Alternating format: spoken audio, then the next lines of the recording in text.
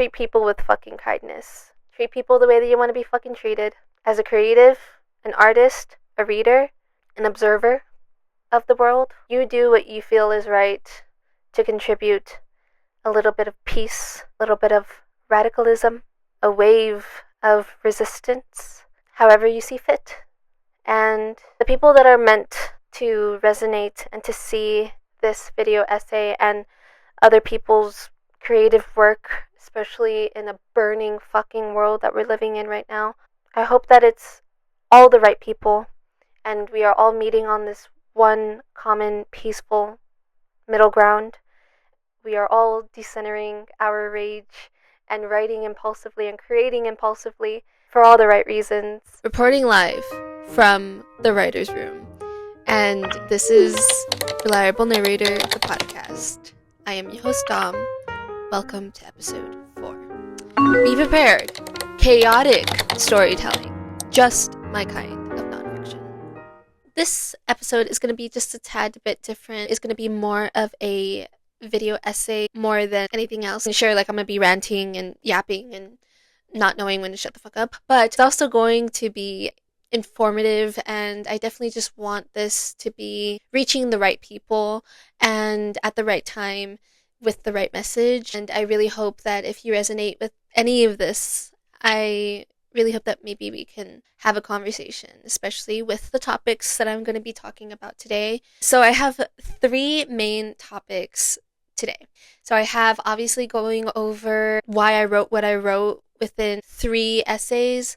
1, a Substack essay, 2, a notes app essay that I wrote over the weekend, and 3, a Between You and Me column piece.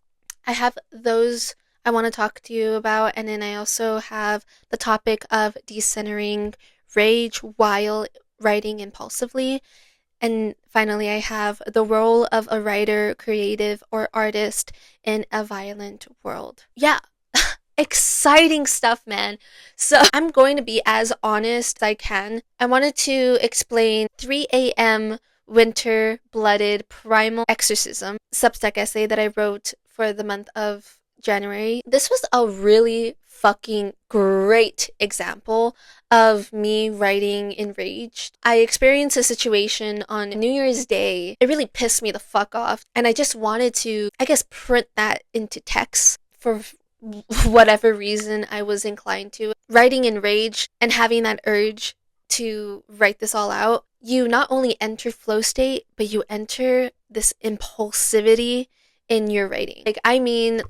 Flow state as in pen to paper, you're fucking writing down. You're unstoppable. You're invincible. The words are just wording.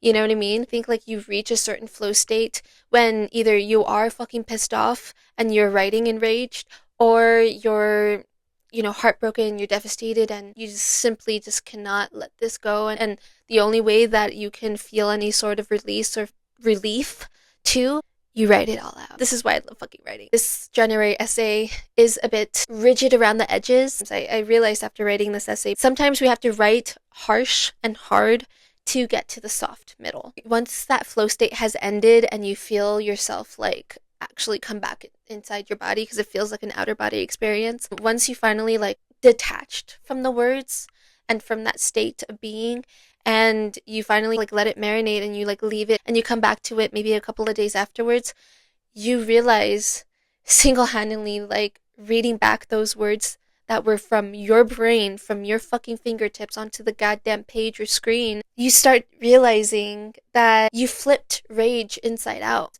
It's a moment of transformation of this rage. I think if you go into a writing project trying to decenter your rage, that's your goal in mind, I don't think you can get there. I think you have to just follow that impulsive need to just fucking write. Fuck around and find out if you are able to decenter that rage. And I think if you can't, and you find yourself even more pissed off at the end of it, that's a bigger problem to solve. And that maybe will take a little bit more time and work to pass that threshold. I definitely want to get into that a little bit more with my notes app essay, which I think you can clock that too in the writing. This type of release and this cathartic moment for this rage and to find it inside out. It's strange. Your psyche like doing the actual, I don't know, work to find yourself in this position, and it's not happening while you're writing. You're not like, oh damn, like this is okay, this is where it is. Like no, like this is the after the fact. And it's so strange because I am a person that has used my masculine side of my psyche and my brain 99% of my life. So it's really abnormal kind of feeling when I read something I've written and it's like giving off really soft feminine energy or even positive masculine energy. After writing this 3 a.m. essay, I realized that writing raging essays are in fact coming from a place of soft feminine energy, even positive masculine energy. Crazy fucking thought, right? Because I think it's under the same fucking umbrella. Like it's under the same vessel, psyche vessel.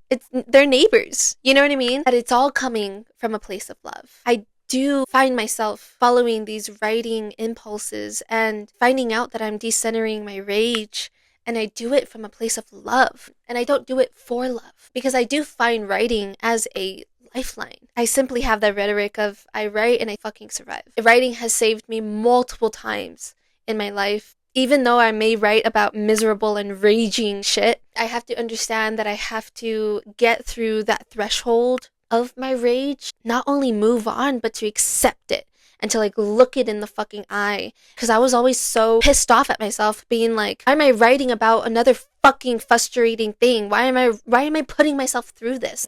Why am I reliving this either? This shit happened fucking 3 years ago, and just because I had a dream about it, now I'm writing about it. And it's really hard to believe that, like, looking back after writing impulsively, realizing that I was kind of flipping the head of my rage, maybe I can start doing the little positive masculine things. You know what I mean? Maybe I can, tap into my soft feminine energy a little bit more. I've always seen other women have this like angelic aura around them, and that just radiate this warmth and this invitation of just peace. And I've always fucking wanted that. I'm also seeing the men in my life right now practicing positive masculine energy, and I can pull from that. It don't have to always be like my dad. Like, fuck, dude. Decentering rage. Again, it's a fucking process. The same way rage turned inward is depression. That's how I see decentering rage via writing. It's flipping that face of rage inside out, and in the underbelly, there's divine feminine. I think of rage sometimes as like a Halloween mask, right? And it's a whole other face, a whole other look when the internal is now external. Because after all, whatever is done in the dark eventually always comes into light. As I'm talking about this process of decentering your rage while writing impulsively, I just want to clear something up too. When I'm saying writing impulsively, I don't mean the artist's way of journal dumping or mind dumping or word vomiting, the first 5 pages of your journal every single morning. Like, I'm not talking about that. I'm talking about when something happens to you in your timeline, in your active timeline, and you have this certain impulse, this itch, this burn, this urge to write. And writing impulsively, especially when the world is in fucking flames right now, this is where the role of an artist or a creative starts to play in a violent world. Because there is honesty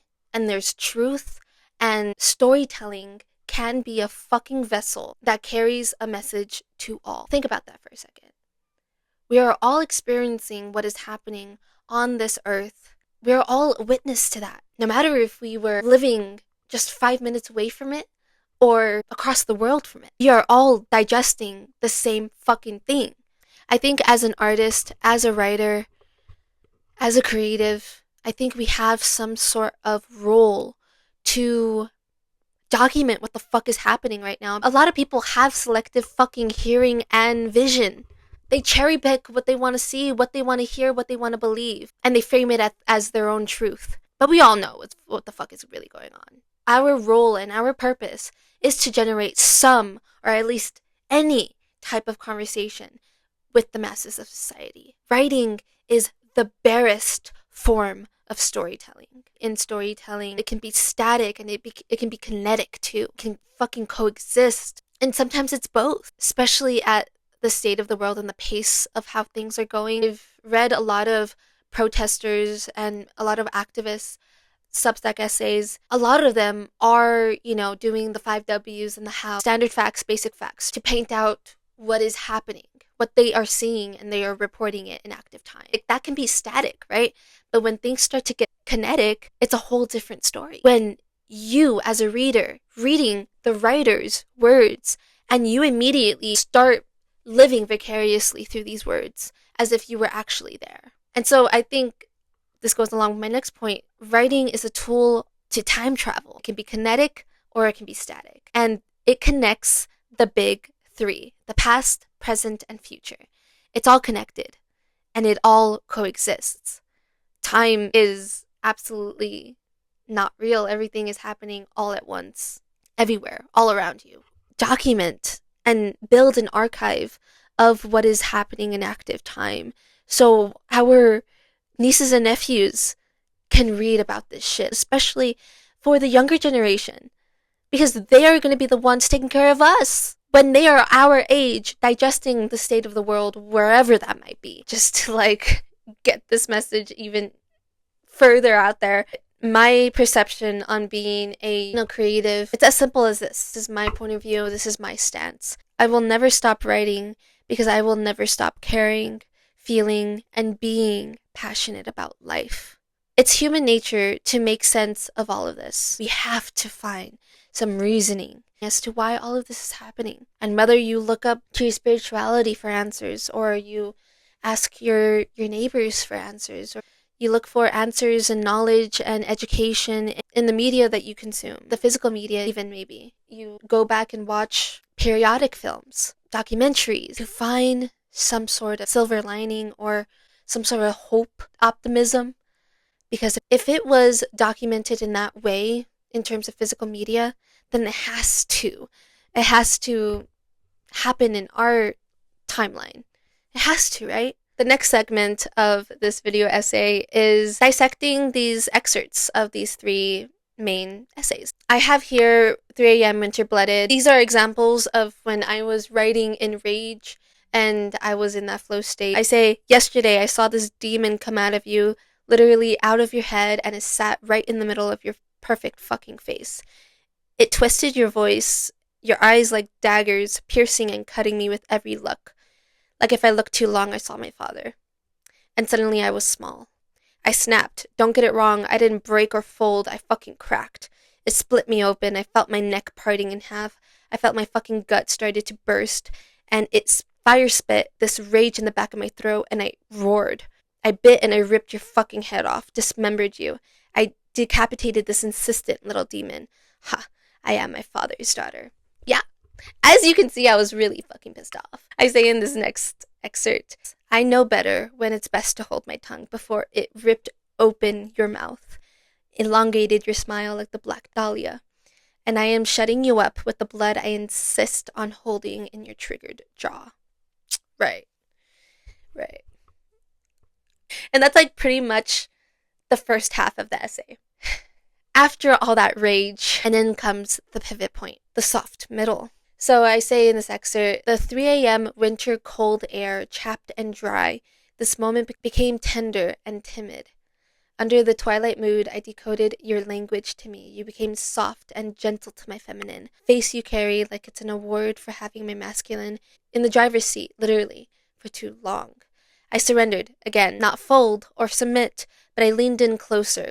I felt grounded, like a familiar face in the crowd that you can sensibly and almost instinctually recognize in every lifetime. I hugged you and crushed the tension in between our chest cavity that was scalding hot because of our rage fueling us for the past hour. I not only entered a feminine state from being in the masculine for too fucking long, but I saw softness radiating from this other party. I think if masculine and rage were in control of this, I wouldn't have seen that. Next, I have an excerpt. I said, your infamous, charming last move inverted my feminine rage, a subtle and instant invitation, and now I feel nocturnal, primal even, rawest form there is of me. I really love this quote, and I think it really is a prime example of decentering rage. Having that masculinity move aside and have soft feminine energy, an active participant in the writing and in this experience that happened in real time. Inverted feminine rage, that instant invitation, it's subtle and it's sweet, but it's not short-lived. You feel it. And I think we just need a little bit of that energy right now, especially of how pissed off we are. We can be nocturnal, primal even. I mean, it's survival of the fittest, right? I mean, due to evolution, I mean, we are all living under the same ecosystem as all living things, right? So it's just like, it's in our blood, it's in our nature.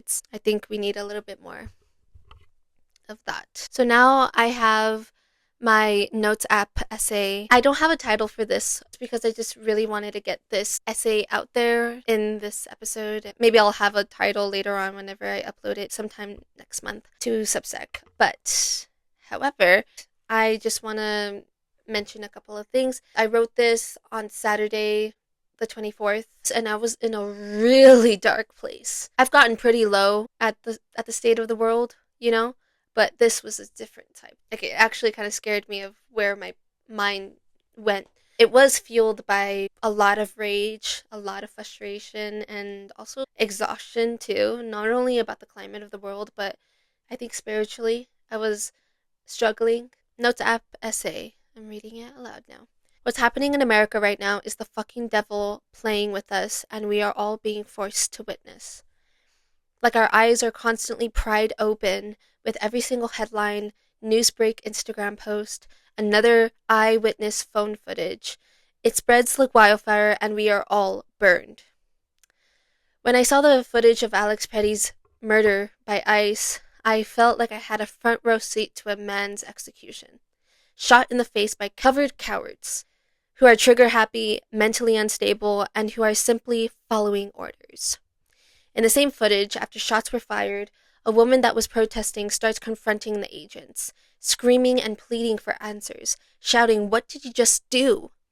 And at one moment, I thought she was going to collapse to her knees.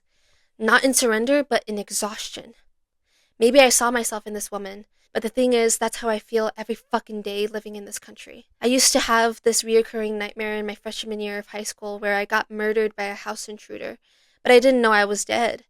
I was just a wandering, lingering, hopeless spirit. I didn't understand my circumstance until I heard my mother's voice calling out for me when she found my dead body. I start cussing out God because how could he let this happen? My parents didn't deserve this type of pain. At the end of the nightmare, I'm on my knees, holding my hands together and begging God for mercy as my Catholic tears are pouring down my face. I wasn't asking for answers as to why my life had ended, but why now? As my face was up to the big blue sky, I didn't hear a damn thing. Absolute silence. Then a flock of birds, crows I believe they were, come flying across the frame of my vision. Then suddenly a crow right in my face barely grazes a tip of my nose. It scares me awake. Gasping to wake up, I'm in a cold sweat. Anxiety fills my chest. Hyperventilating, wheezing starts in my lungs and out my throat as I cough out this terror. Tears streaming down my feverish cheeks. Every fucking day feels like this. Always wondering what is next. It's like living under witness protection, looking over my fucking shoulder, even innocently. I want to call up God. I want to feel my triggered jaw grind and feel my raging tears welt up under my baby face, the face he created. I want to feel my skin crawl, hearing the line ringing because I'm so angry. If I could just hear his voice. I want answers. I really want to know what the fuck he has to say. I want to confront him.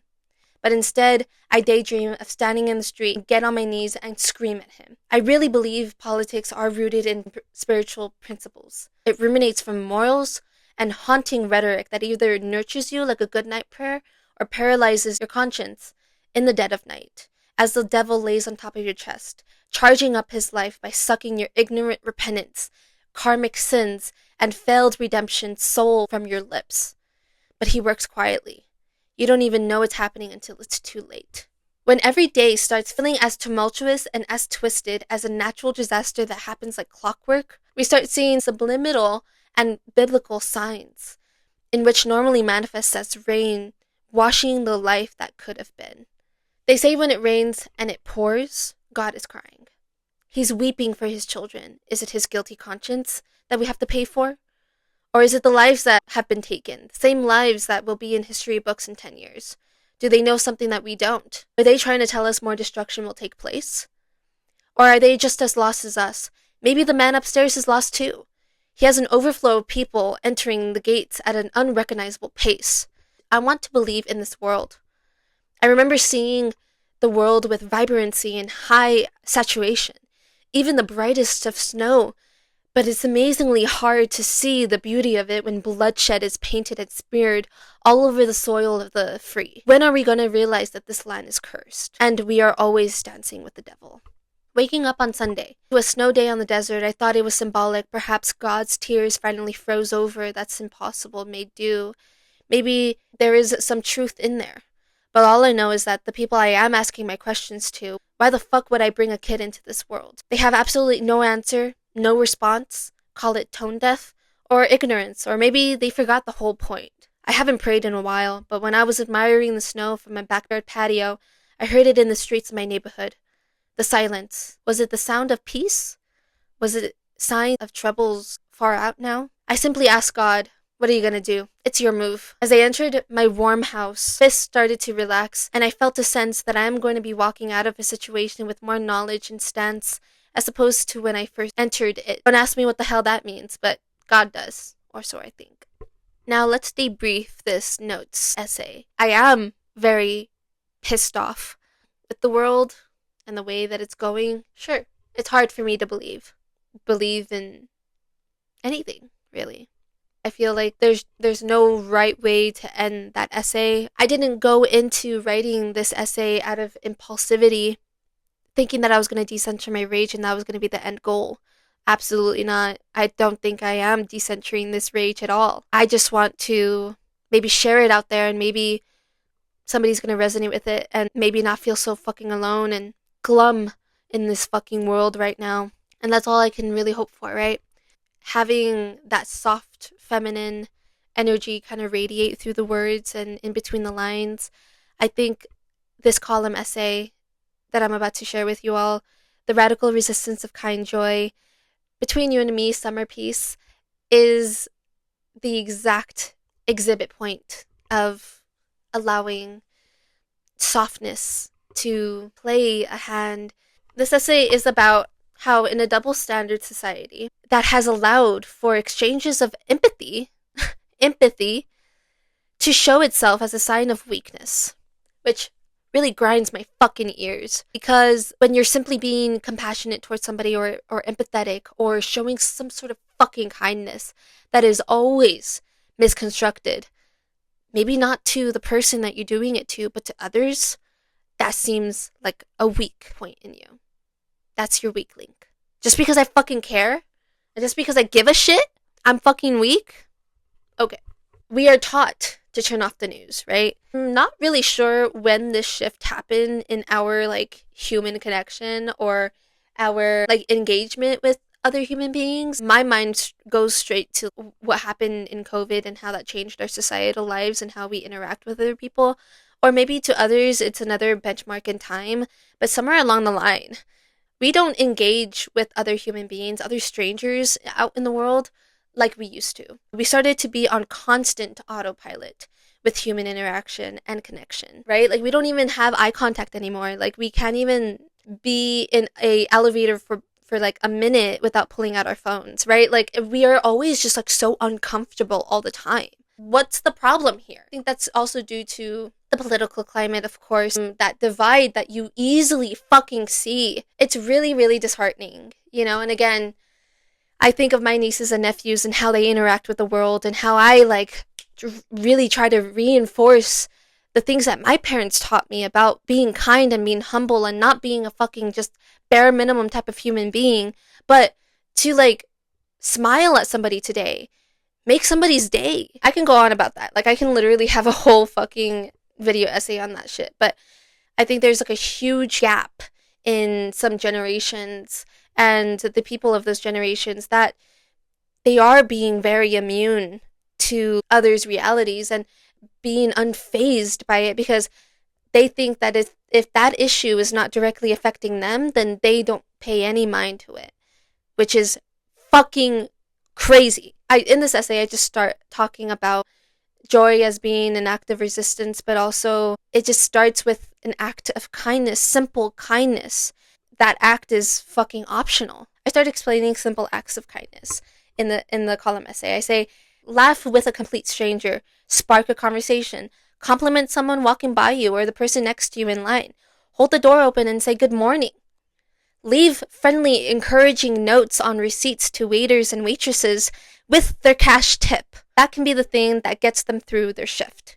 Every stranger has a story. You can be that person's peace and breather from something tough. You can be the sweetest thing they've had in a while. We will never know. Maybe we're not meant to know what kind of impact we give to that person. That's just more so reason to keep on doing it. It all goes back to the golden principle. Treat people the way that you want to be fucking treated. That's what our parents taught us, right? So why the fuck are you treating the barista that made your 7 a.m. fucking coffee like shit?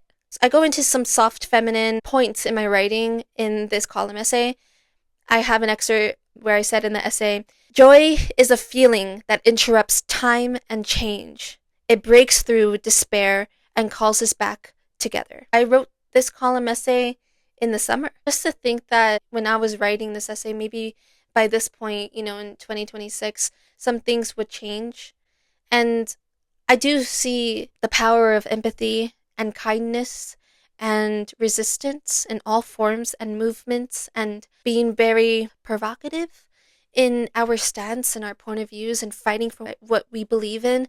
I do see that growing, and it's a big mass that is a blanket over this mark in time. But as equally as I see apathy and disconnectedness and a lot of hatred running through the veins of society like there has always been, it's just crazy that not a lot of things have changed from the summer of last year to now, and how this essay is still relevant. This kind joy is expensive. It's radically priceless. When cruelty becomes normal, compassion becomes radical. Empathy and compassion and simply loving and having brotherly love, neighborly love with one another, it's radical. I also say this in the essay, it's about believing in the intangible aspects of making a difference today to make it to tomorrow.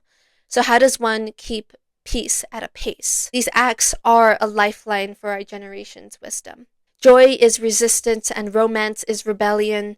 Practice courageous love. I like to think of it as clay. We're just crafting and giving pieces to each other. Treat people with kindness simply with the intention of knowing that we're all trying our best. And maybe right now that's good enough. And that's what I mean by documenting time and movements and chapters in our history. Because we are single-handedly writing history right now. We may be repeating it, and we may be writing on the same fucking page than we've been doing. The thing is that I'm seeing more hands reaching for this book and more pages and pages being ripped out and burned. I just see a lot of hassle and struggle and fighting for this one fucking book. I know as a creative, I have a contributing role in that book of life, even if I have just margins. And I know that I'm happy with that. And we don't know if there's a tomorrow. Do what you need to do today. Say what you need to say today. Write what you need to write. Create what you need to create today. Alright, I'm done now with my TED Talk, Dr. Phil rant of a video essay. That is why I wrote what I wrote. So this has been your reliable narrator, mostly, reporting live from the writer's room. See you all in February.